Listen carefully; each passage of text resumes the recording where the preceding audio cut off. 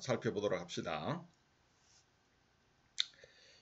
이 정격전이라는 용어는 제2차 세계대전의 그 개전기에 독일이 수행한 일련의 신속한 공격작전에서 유래를 한 것입니다. 그러나 그 의미나 한계가 명확히 규정된 학술적 개념은 아니고요. 통속적으로 사용되는 용어로서 상대적으로 사용되는 그런 의미라고 할 수가 있어요.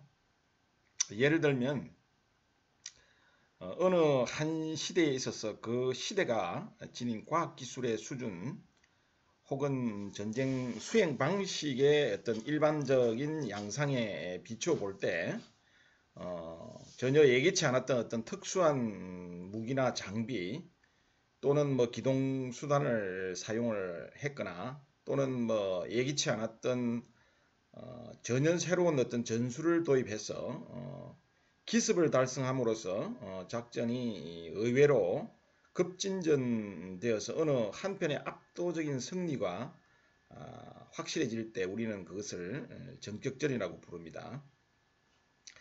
따라서 고대에도 이런 전격전이라 부를 만한 전투가 없었던 것은 아닙니다.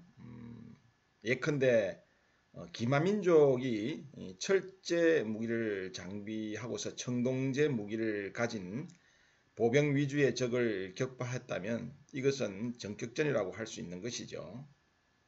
자, 그러나 엄밀한 의미에서 이 전격전의 시발은 역시 제2차 세계대전 초에 독일의 공격 전술에서 비롯되었다고 봐야 할 것입니다. 자, 전격전의 역사적 배경과 우리가 교훈을 한번 살펴보자면요. 자, 우리는 보통 제1차 세계대전 중에 출현한 이 신무기 가운데서 가장 특이한 존재로 항공기와 전차를 들고 있죠. 이 항공기는 제1차 세계대전 말기에 등장해서 최초에는 정찰이나 또는 연락 또는 지휘 혹은 관측용으로 사용되기 시작을 했죠. 그러다가 차츰 지상 전투를 근접 지원하는 방향으로 관심을 돌리게 되었고요.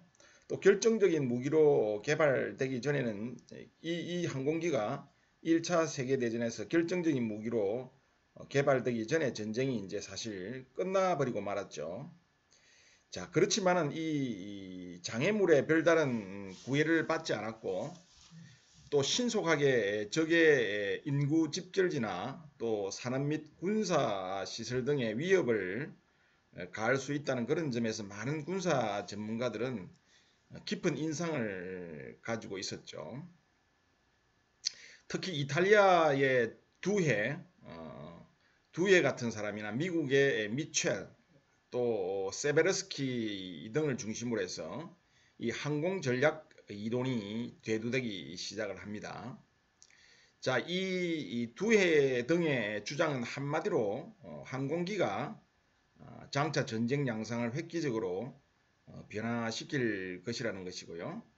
또 제공권을 장악하게 되면 궁극적으로 승리를 차지할 수 있다고 주장을 하기 시작합니다.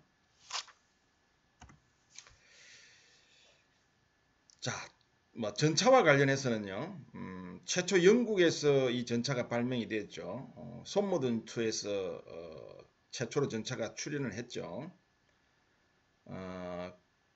이 전차는 제1차 세계대전 기간 중에 솜모 전투에 최초로 등장을 했고 17년 깡브레 전투하고 또 아미엥 전투에서 집단적으로 사용이 되었습니다. 당시에 전차를 사용할 때는 여러가지 한계가 있었죠. 그래서 궁극적으로 이 전차를 이용해서 당시에 큰 전승을 이루었던 것은 아닙니다. 후속 지원 수단이 없었고요. 그 당시에 전차를 운영할 때. 그 다음에 여러가지 기계적 결함이 있었죠. 당시의 속도는 한 3km, 3메가 ph 정도밖에 되지 않았어요.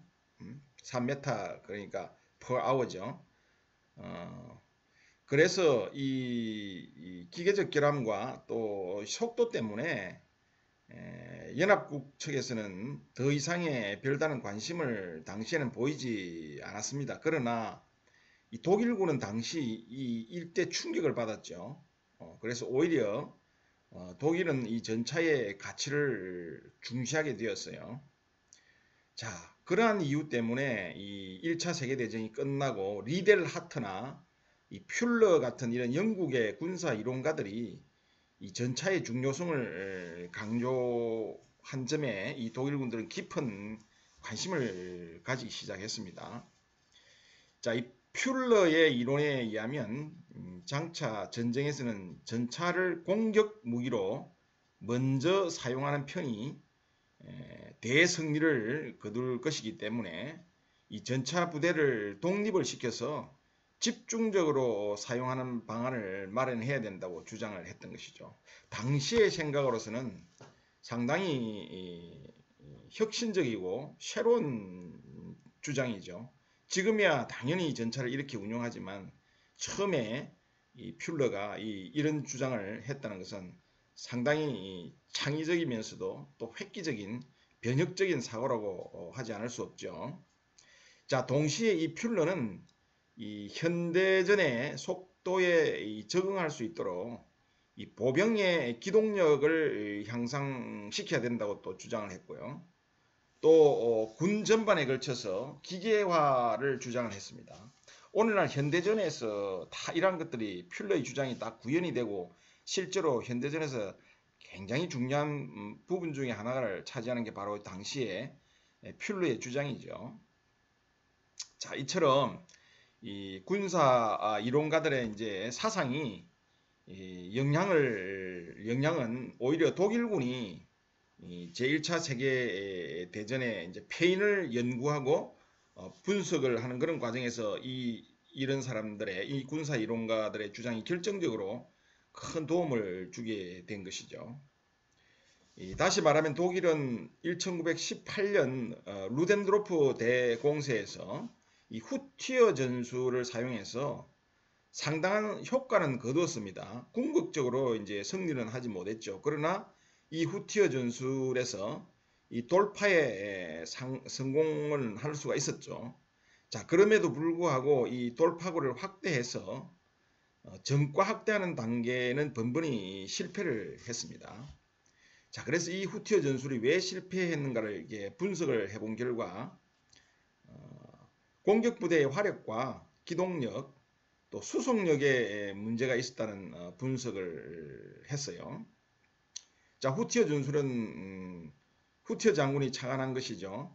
그래서 우선 보병이 전진하기 전에 집중 탄막을 형성해서 적의 참모 진지를 쑥대밭으로 만들고 나면 이어서 보병이 돌격을 하고 또 이후에 이제 이 특공조를 편성을 해가지고 적의 어떤 특화점이나 이런 중요한 어떤 시설들 이런 것들은 또 일종의 특수하게 조직된 부대들이 들어가서 다 제압을 하는 이런 방식으로 소위 말해서 당시에 전차는 아니었지만 화력과 기동을 연결해서 전투를 하는 어떤 그런 개념이었죠.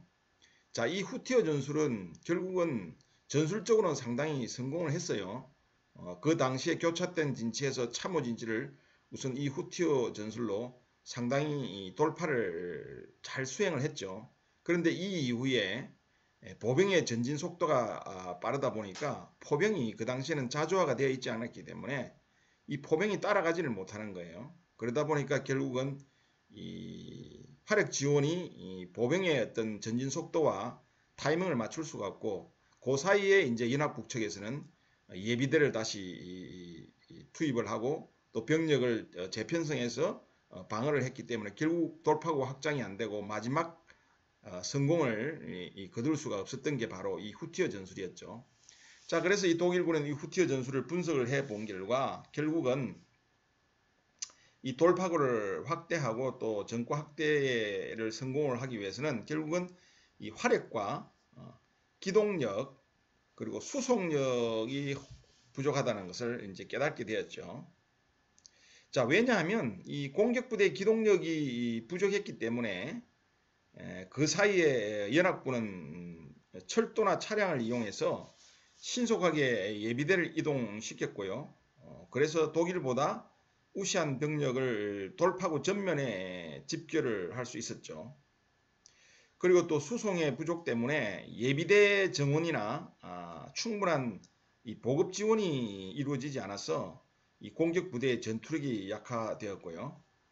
또 포병이 신속하게 진격하는 보병을 따라갈 수 없었기 때문에 이 후속 지원 화력이 이제 결핍이 됨으로 인해서 이 전장을 제압할 수 없었던 것이죠. 그래서 독일은 이러한 이제 결점을 보완하기 위해서 여러 가지 방책을 마련하게 됩니다. 그래서 기동력이 부족한 것은 이 공격 부대를 기계화시켜야 되겠다라고 결론을 내렸고요. 그리고 수송력의 문제는 대규모의 차량화 부대를 편성을 하고 또 보급 지원 부대를 편성을 해서 해결하겠다는 결론을 내렸고요. 또 화력은 전차와 포병을 자주화시켜야 되겠다. 과거에는 다 견인이죠. 쉽게 이야기하면 포도 사람이 다 이렇게 견인해서 진지를 이동해야 됐기 때문에 보병의 속도를 따라갈 수 없었기 때문에 이 전차와 포병을 전부 다 궤도 차량을 해서 자주화시켜야겠다 이런 결론을 내리고요. 그 다음에 이 화력의 보강을 위해서는 항공기가 기존의 이 항공기의 역할에서 이 항공기의 폭격을 통해서 이 화력을 보강해야 되겠다는 결론에 얻게 된 것이죠. 그래서 결국은 독일은 이 구데리안의 전차 부대 운용 방안을 더욱 연구를 해서 결국은 이 기갑사단을 편성을 하게 됩니다. 우리가 흔히 팡제사단 이렇게 얘기하죠. 펜저 디비전. 이 독일의 기갑사단을 우리가 펜저사단이라고 합니다. 펜저사단. 그래서 결국은 이러한 어떤 과정을 거쳐서 오늘날에 독일의 기갑사단이 편성이 되었고요. 또 더불어서 이 브라우치 등이 이 급강화 폭격기 스투카라고 그러죠. 스투카. 2차 세계대전에서 이 스투카가 엄청난 활약을 하죠. 제공권을 완전히 독일이 초기에 장악하는 이 주력 폭격기가 바로 이 비행기가 급강화 폭격기 스투카였죠. 이 스투카를 결국은 지상부대하고 합동작전을 해서 결국은 이 전차 중심의 기계화 부대하고 전술항공대가 서로 협동된 이런 경이적인 어떤 공격력을 갖추게 된 것입니다. 자, 지금 우리가 이제 정격전의 태동 배경에 대해서 우리가 지금 논의를 하고 있죠. 자, 그러면 이 정격전에 3대 요체가 있어요. 자, 이처럼 강력한 이 공격 부대에 의해서 전개되는 정격전은 이 3대 중요한 요소가 있는데요. 이걸 우리가 흔히 3S라고 그럽니다. Surprise, Speed, Superiority. 그러니까 이 기습과 속도와 화력의 우세를 의미하는 것인데요. 자, 이 기습이라는 것은 적에게 심리적 충격을 가해서 전의를 상실케 하는 것을 말합니다. 자, 이런 기습 효과는 제5열, 결국 그 간첩을 이야기하는 것이죠. 제5열의 활동에 의해서 이 기습을 일부가 달성이 되기도 하고요.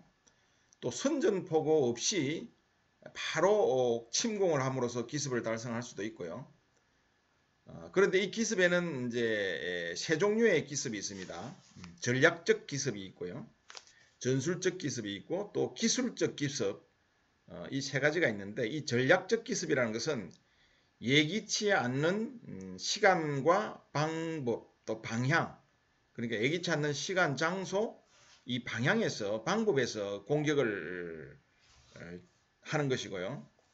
이 전술적 기습이라는 것은 이전에 했던 거와는 전혀 다른 전술, 뭐 예를 들자면 이 기갑부대와 급강화 폭격기 간의 협동적 공격 전술 또는 종래의 어떤 그 포병 화력에 의해 지원받는 경우에 비해 볼 때 이 급강화 폭격기와 기갑부대가 협동된 공격 전술은 이 과거에 포병만의 지원을 받던 그런 경우에 비해서 볼 때 이 엄청나게 혁신적인 그런 새로운 전술이었죠. 이 기술적 기습이라는 것은 새로운 무기나 새로운 기동수단의 사용으로 하는 기습을 우리가 기술적 기습이라고 합니다. 자, 그 다음에 이 속도라는 것은 어떤 의미냐면요. 이 속도라는 기계화 부대가 중심 깊이, 그러니까 적진 깊숙이 말이죠. 적진 깊숙이 공격을 함으로 인해서 이 적으로부터 후퇴 또는 이 재편성의 여유를 박탈하는 것을 우리가 전격전에서 기습 속도라고 이야기합니다. 자, 전격선에서 강조한 속도는 바로 이런 개념이죠. 중심 깊이 기계화 부대가 침투가 아니죠. 공격을 해서 이 적이 후퇴하거나 적이 어떤 재편성을 할 수 있는 그런 여유를 주지 않는 그런 것이죠. 이러한 이 방법은 속도는 2차 세계대전에서 거의 완전하게 구현이 됩니다. 예를 들면 구데리안이 소련을 공격할 때 사실 여러가지 군부에서는 여러가지 반대가 있었지만 당시로서는 이 기계화 부대가 중심 깊이 공격해 가면 결국은 보병부대하고 간격이 벌어서 상당히 위험하다는 생각을 많이 가지고 있었지만 구데리안의 생각은 틀렸어요. 틀린 게 아니라 달랐습니다. 구데리안은 기계화 부대가 굉음을 내면서 적진 깊숙이 과감하게 돌진해서 속도를 내면서 공격을 해 감으로써 적을 심리적으로 완전히 마비시켜서 전의를 상실하게 해야 된다는 것이죠. 그런데 이러한 이 구데리안의 생각이 2차 세계대전에서 완전하게 구현이 됩니다. 그래서 프랑스와 이 소련도 이 당시에 이 2차 세계대전에서 이 전격전에 의해서 완전히 심리적으로 마비가 되고 전열이 붕괴가 되면서 초기 전투에서 심각한 피해를 입게 되죠. 자, 이런 개념이 전격전에서 말하는 속도입니다. 자, 이 속도는 또 다른 한편으로서는 이 기습의 효과를 보완을 해주는 하나의 요소입니다. 그래서 기습과 이 속도는 별개의 어떤 독립된 그런 어떤 분야가 아니고요. 기습을 통해서 기습은 속도를 통해서 또 기습을 달성할 수도 있는 것이죠. 그처럼 이 기습과 속도는 상호 보완적인 그런 관계에 있는 것이죠.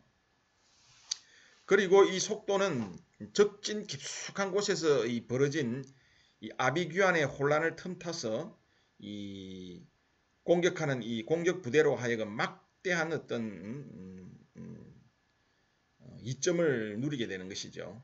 자, 마지막으로 이 화력은 어떤 화력의 우위는 어떤 의미냐면 전격전에서 말하는 이 화력의 우위는 전차포나 자주포, 급강하 폭격기 등으로 이 압도적인 지원 화력을 우세를 유지하는 것을 말합니다. 자, 이런 세 가지 전격전의 3대 요기를 갖춘 이 전격전은 한마디로 말하면 적을 섬멸하는 것이 아니고 적을 마비시키는 그런 특성을 가지고 있어요.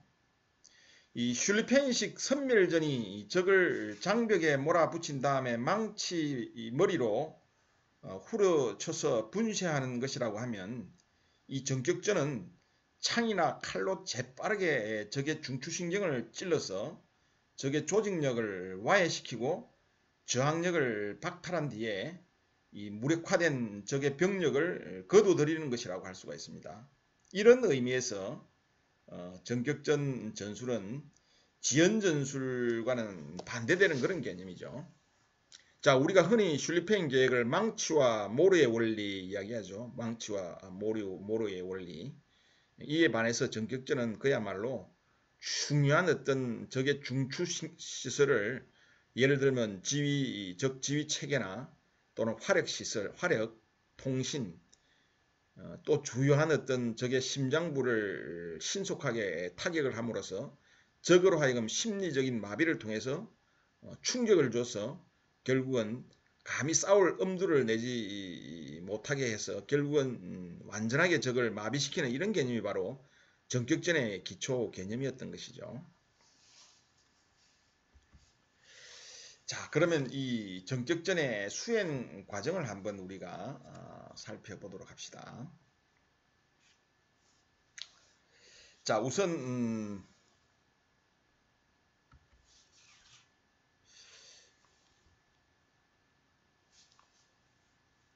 잠깐 요 화면을 좀 안 보이니까 좀 끄도록 합시다.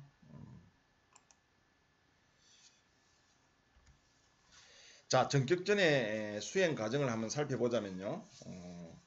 먼저 이 첫 번째 이 전격전은 적의 후방에서 오열 활동을 전개를 합니다. 이 오열이라는 것은 소위 말해서 적 후방에 간첩이나 이 첩보, 정보 요원들을 투입한다는 그런 의미죠. 이 오열이라는 것은 정보, 첩자, 간첩, 정보원 이런 걸 의미합니다.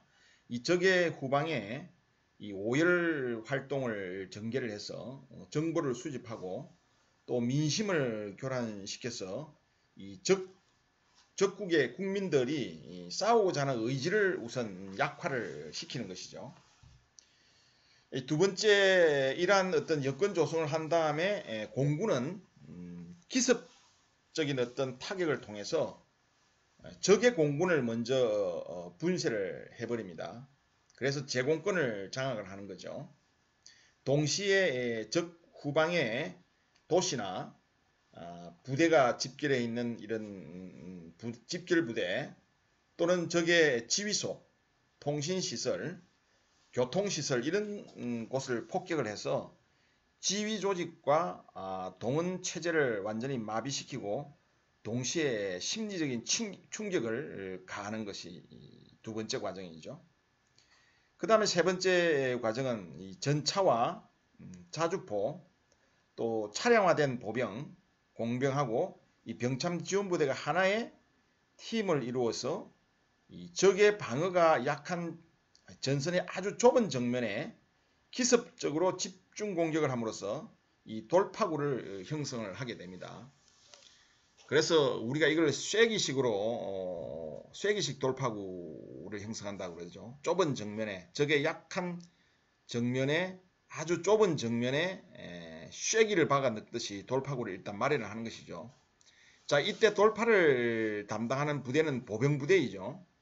그래서 이 돌파 부대의 최첨단에는 늘 보병이 위치하게 마련인 겁니다. 그래서 먼저 보병이 돌파 부대에서 최첨단에서 보병이 투입해서 적의 정면의 아주 좁은 부분에 전 정면이 아닌 좁은 부분에 약한 부분을 골라서 그 부분에 이 전차가 뚫고 갈 수 있는 돌파구를 마련한다는 것이죠.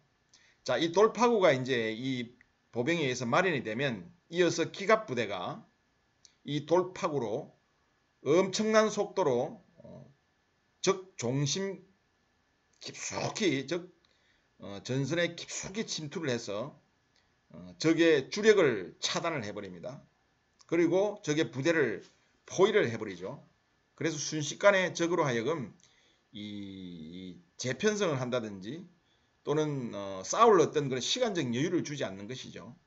자, 이때 이 포병 지원이 결국은 이 신속하게 전진하는 기갑부대를 따라가지 못할 경우에는 급강화 폭격기가 화력 지원을 담당하는 그런 개념입니다. 결국은 기갑부대 속도가 빠르다 보면 포병이 적절하게 따라가면서 화력 지원을 해줘야 되는데 화력 지원이 불가능하겠죠. 그런 경우에는 공중에서 급강화 폭격기가 이 기갑부대의 화력 지원을 담당을 하는 것이죠. 그래서 전차와 공군의 그 급강화 폭격기가 협조된 그런 공격을 하게 되는 것입니다. 그 다음 단계로 이제 이 포병의 지원을 받은 이제 보병이 이 기갑부대와 연결을 해서 그러니까 처음에 들어간 보병부대는 돌파구를 마련하기 위한 보병이고요. 여기 마지막 단계에서 말하는 보병은 돌파구가 확장이 되어서 기갑부대가 투입되고 난 다음에 이제 대규모의 보병이 그 확장된 돌파구 속으로 공격을 해서 포병의 지원을 받아서 물론 공격을 하겠죠. 이 보병이 앞서 공격한 이 기갑부대하고 연결 작전을 합니다. 그래서 연결해서 적을 완전히 차단하고 포위하는, 그리고 완전히 적을 소탕하는 이런 일련의 과정이 우리가 전격전의 수행 과정이라고 할 수가 있습니다. 이처럼 이 독일군에 의해서 발전이 되었고 또 수행된 전격전이 내포하는 이 전쟁사적 의의를 한번 살펴보자면요. 이 전격전의 등장 이후로 1차 대전 후에 이 방어제일주의 사상에서 공격제일주의 사상으로 전환을 하게 되었다는 것입니다. 이것은 뭐 독일군뿐만 아니라 여러 가지 연합국에도 마찬가지 영향을 미쳤죠. 어쨌든 독일은 이 1차 세계대전 후에 1차 세계대전 당시에는 방어제일주의였죠. 그런데 이 전격전이 등장하고 난 이유는 공격제일주의 사상으로 전환이 되었다는 하나의 의미가 있고요. 그리고 이 전격전 전술의 발전으로 인해서 이제 무적 독일 국방군이 신화가 창조되었다는 것입니다. 나중에 우리가 2차 세계대전 전투를 통해서 우리가 알아보겠지만 이 전격전을 통해서 결국은 독일이 신속하게 유럽을 석권하고 또 소련의 모스크바에 약 한 20km까지 근접해가는 이런 아주 신화적인 어떤 전투력을 발휘하게 되죠. 이런 것들은 다 하나의 전격전에 기초한 독일군의 전형적인 공격 전법이었다, 이렇게 이야기할 수가 있는 것입니다. 자, 오늘 전격전은 이 정도로 마치도록 하겠습니다.